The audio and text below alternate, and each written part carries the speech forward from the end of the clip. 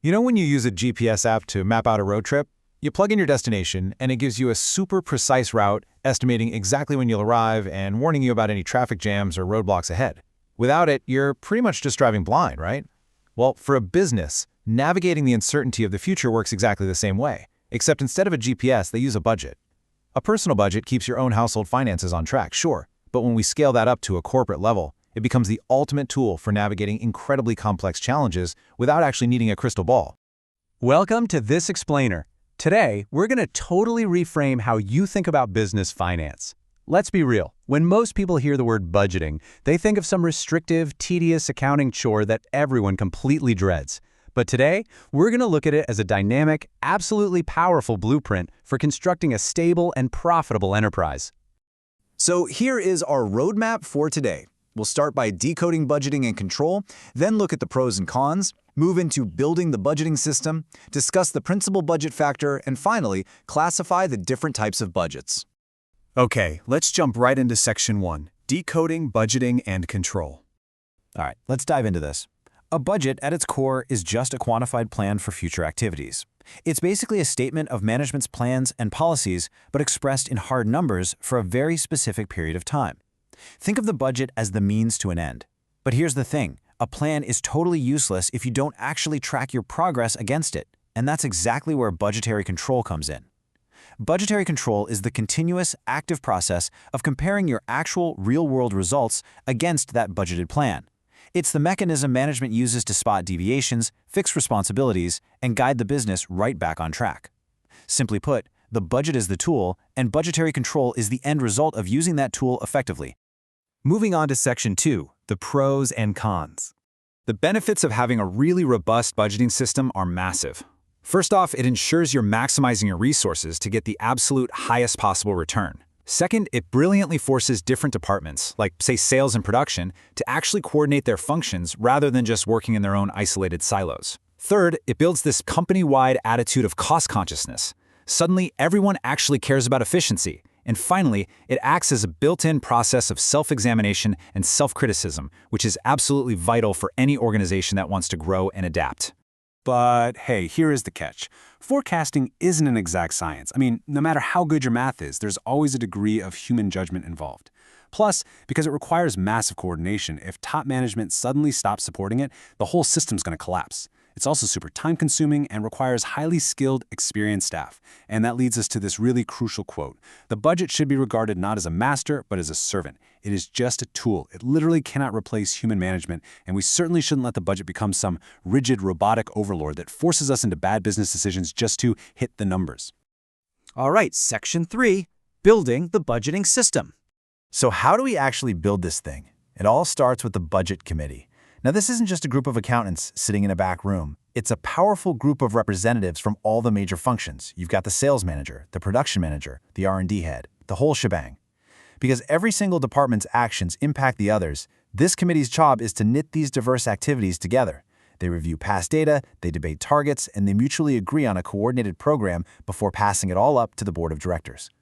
But a committee needs someone to actually drive the daily operations, right? Enter the budget officer. The budget officer is the vital link holding this entire process together. Acting almost like the secretary to the budget committee, this person compiles the actual performance data, continuously checks it against the budget figures, and instantly reports any deviations to the appropriate executive so corrective action can be taken right away. And all of this brilliantly illustrates the need for extreme organization, which is exactly why companies use a budget manual. You can really think of the budget manual as the ultimate rulebook. It lays down absolutely everything in black and white. Exactly when those preliminary forecasts are due, how to categorize fixed versus variable expenses, who is responsible for scrutinizing the data, what the reporting form should actually look like, and the strict rules for how a budget can be amended once it's set. It just ensures everyone is playing the same game by the exact same rules. Now, when it actually comes time to write the numbers down, the best companies use a bottoms-up approach. Let's slow down and look at this sequence for a second. You do not want top executives just handing down arbitrary numbers from on high. Instead, estimates should originate at the lowest levels of management.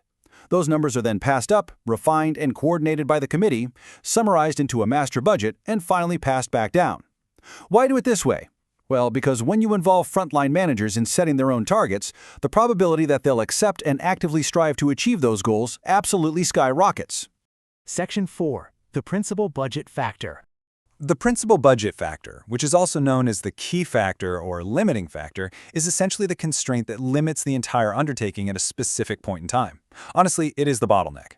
Like, you might have the factory capacity to build 1 million units, but if customer demand is only 10,000, well, demand is your limiting factor. Or maybe demand is sky high, but there's a huge shortage of skilled labor, or you just don't have adequate capital. Management absolutely must assess the influence of this key factor first, ensuring all targets are actually capable of fulfillment before they even think about moving forward. And finally, Section 5, Classifying Types of Budgets. Now, what's really interesting about this slide is seeing the multidimensional puzzle businesses have to solve. Budgets aren't just one static document. They're actually classified across 3 vectors simultaneously: time, function, and flexibility. According to time, you might have long-term budgets planning 5 to 10 years out, short-term ones for 1 to 5 years, and current budgets managing cash week to week. But at the exact same time, you have functional budgets breaking down specific departments, and flexibility classifications determining just how rigid those numbers are. But if we look closely at the functional budgets, one absolutely stands above the rest as the foundation, and that is the sales budget. Everything, and I mean everything, starts here. Because logically, you cannot forecast your production schedule, figure out your cost of materials, or plan your personnel requirements until you first forecast exactly how much you're going to sell, in what quantity, and in what region.